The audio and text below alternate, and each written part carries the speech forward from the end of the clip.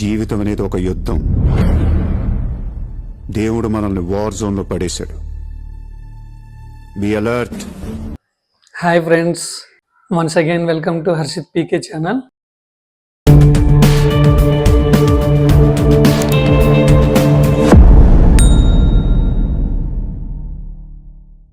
ఆగండి, ఎవరైతే స్టూడెంట్స్ ఉన్నారో ఈ వీడియో వాళ్ళకి చాలా ఇంపార్టెంట్.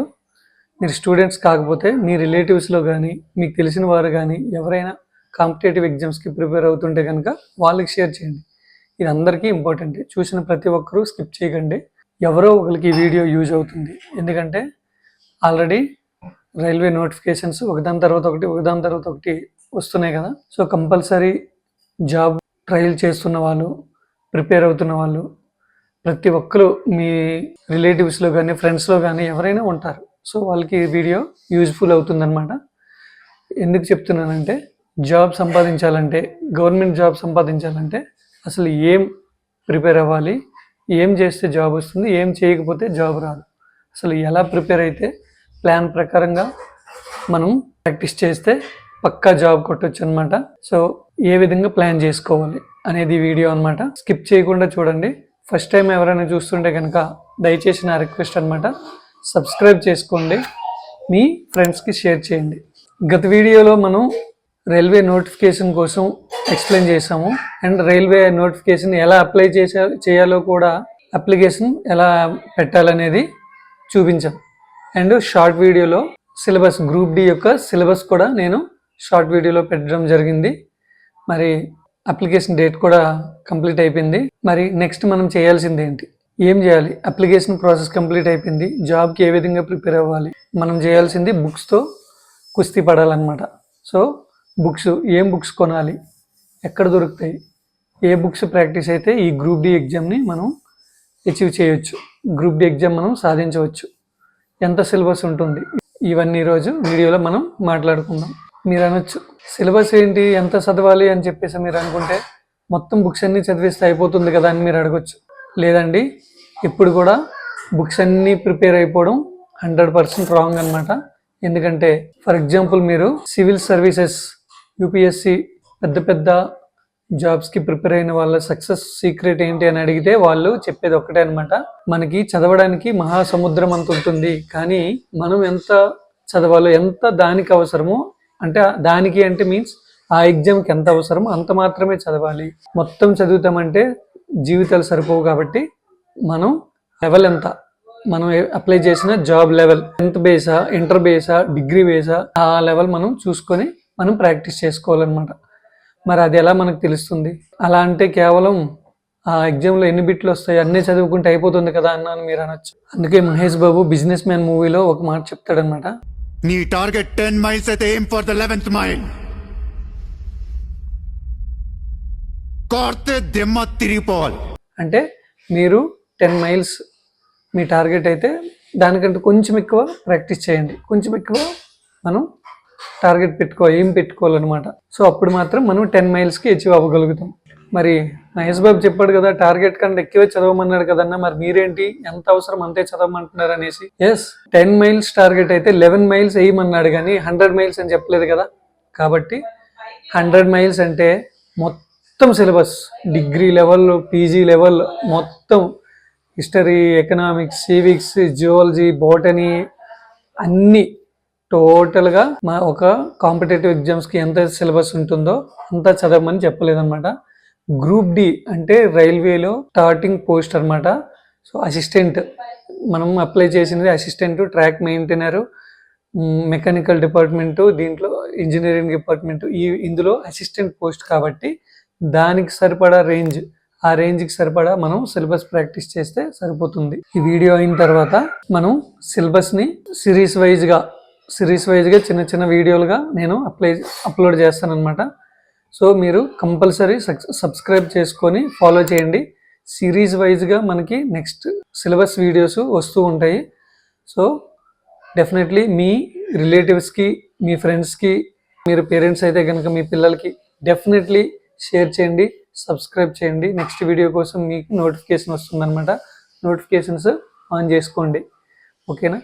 సో సిలబస్ ఏంటి, ఏం చేయాలి ఏం చేయకూడదు అనే కాన్సెప్ట్ కోసం వెళ్ళిపోతాం. ఇప్పుడు చాలామంది అంటే నేను ఈ నోటిఫికేషన్ వచ్చిన తర్వాత చాలామంది జాబ్ అప్లికేషన్స్ అప్లై చేశాను అనమాట. చాలామందివి నాకు తెలిసిన వాళ్ళలో హౌస్ వైఫ్స్ ఉన్నారు, అంటే డ్యూటీస్ చేస్తూ అప్లై చేసిన వాళ్ళు ఉన్నారు, అంటే ప్రైవేట్ కంపెనీల్లో ఇతరత్ర వర్క్లు పని చేసుకుని వచ్చేవాళ్ళు, వాళ్ళకి ఒక గవర్నమెంట్ జాబ్ రావాలని చెప్పేసి ట్రై చేస్తున్నారన్నమాట. మరి వాళ్ళకి టైం ఎక్కడ ఉంటుంది చదవడానికి, ఎంత టైం కేటాయించాలి అని చెప్పేసి అనుకుంటారు. ఎందుకంటే వీక్ అంతా వర్క్ చేసి మనకి ఒక హాలిడే సాటర్డే సండే వచ్చిందంటే మనం ఫ్రెండ్స్తో మూవీస్గా లేకపోతే ఫ్యామిలీతో బయటగా ఎక్కడికో వెళ్ళి ఎంజాయ్మెంట్ కోసం కోరుకుంటాం. అది రీజన్, లాజిక్కే. ఎందుకంటే 1 వీక్ అంతా మనం కష్టపడ్డాం కాబట్టి ఒక రెస్ట్ కోసమో లేకపోతే ఎంటర్టైన్మెంట్ కోసం మనం వెళ్ళిపోతాం. అది కరెక్టే. మరి అలా అనుకుంటే మరి అప్లై చేయకూడదు కదా. మనకు దొరికేది ఆ 1 డే 2 డేస్, సాటర్డే సండే లేదా ఖాళీ సండే. సో మనం ప్రాక్టీస్ చేయాల్సింది, మనం ఈ జాబ్ గవర్నమెంట్ జాబ్ సంపాదించాలంటే మనం చేయాల్సింది మనకు దొరికిన టైంని సద్వినియోగం చేసుకోవాలి. మరి ఈ జాబు ఎగ్జామ్ కంప్లీట్ అయ్యే వరకు, మీరు జాబ్ సంపాదించే వరకు మీరు మిస్ చేయాల్సినవి, మీరు అవాయిడ్ చేయాల్సినవి friends, family, festivals, functions and freedom. ఈ 5 F'లు అనమాట. ఈ 5 F's అనేది మనం కొంచెం కంట్రోల్లో పెట్టుకోవాలి. పూర్తిగా వదిలేయని చెప్పట్లేదు, కొంచెం కంట్రోల్లో పెట్టుకోండి. మనం ఎగ్జామ్కి ఎలా ప్రిపేర్ అవ్వాలి, బాగా ప్రిపేర్ అవుతాం, చాలా హార్డ్ వర్క్ చేస్తాం, ఎగ్జామ్ హాల్కి వెళ్తాం. ఫస్ట్ ఎగ్జామ్ రాస్తున్న వాళ్ళు ఎవరైనా ఉంటే కనుక చాలా టెన్షన్ ఫీల్ అవుతారు. ఇది ఆన్లైన్ కంప్యూటర్ బేస్డ్ ఎగ్జామ్ అనమాట, CBT computer based test. Okay, అది మీకు కొత్తగా కావచ్చు, ఫస్ట్ టైం అయి ఉండొచ్చు. మీరు ఎలా చేయాలంటే, మీరు అక్కడికి వెళ్ళిన తర్వాత మొత్తం బాగా చదివి ప్రిపేర్ అయ్యి వెళ్ళినా కూడా చాలామంది అది ఆపరేట్ చేయలేక, దాన్ని ఎలా ఎగ్జామ్ని ఆపరేట్ చేయాలో తెలియక, అంటే అక్కడ అందరినీ గైడ్ చేయడానికి మనిషికి ఒక కంట్రోలర్ ఉండడు కదా మీ ఎగ్జామినేషన్ సెంటర్లో. కాబట్టి మనం ముందు మాక్ టెస్ట్ అని యూట్యూబ్లో దొరుకుతాయి అనమాట.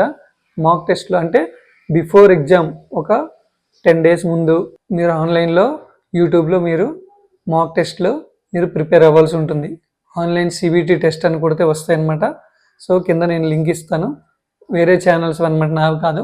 సో మీరు ప్రాక్టీస్ చేయొచ్చు ఏ విధంగా మనం online CBT computer based test అనేది అటెండ్ చేయాలనేది చూడవచ్చు. ఓకేనా? ఎందుకంటే మనం సరిగా ఆపరేట్ చేయడం రాక, సబ్మిట్ చేయడం ఎలా రాక, దాన్ని ఆప్షన్స్ క్లిక్ చేయడం ఎలాగా తెలియకపోతే మనం ఎంత చదివినా వేస్ట్ అనమాట. ఓకేనా? తర్వాత అదంతా అయిన తర్వాత సిలబస్ని మనం ఫస్ట్ అర్థం చేసుకోవాలి.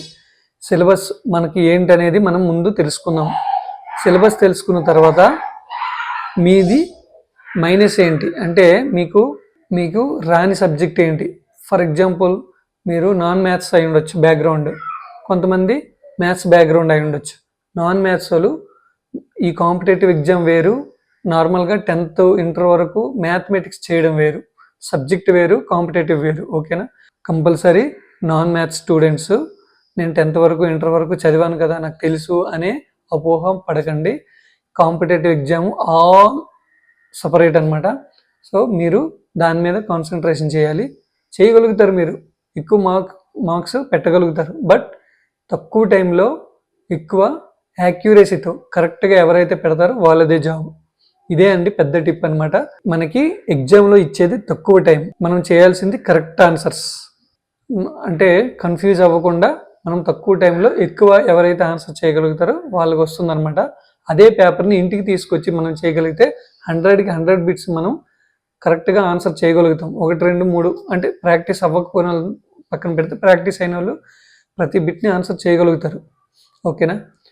మరి దీనికి కోచింగ్ అవసరమా, ఇంట్లో ప్రాక్టీస్ అయితే సరిపోతుందా అంటే మీ అవసరాన్ని బట్టి, అది మీరు కోచింగ్కి వెళ్ళగలిగితే వెళ్ళడమే బెస్ట్ అని నేను చెప్తాను, నా సలహా.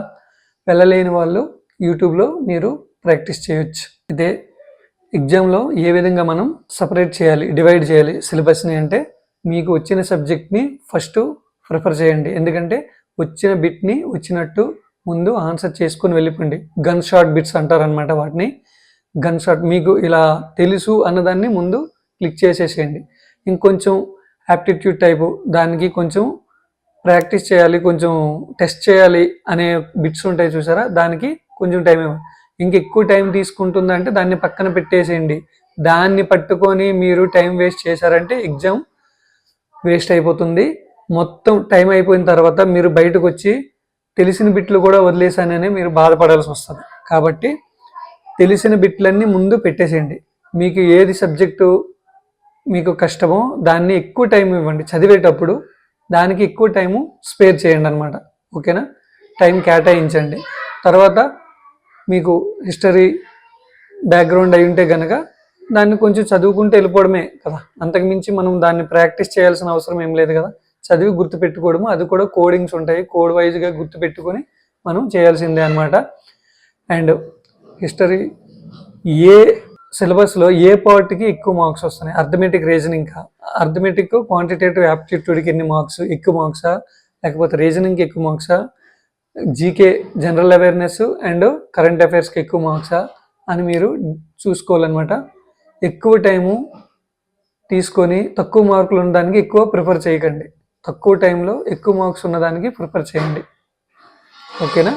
ఇంపార్టెంట్ థింగ్ ఏంటంటే నెగిటివ్ మార్కు ఉంటుంది కాబట్టి నెగిటివ్ మార్క్స్ని దృష్టిలో పెట్టుకొని మీరు ఎగ్జామ్ రాయాల్సి ఉంటుంది.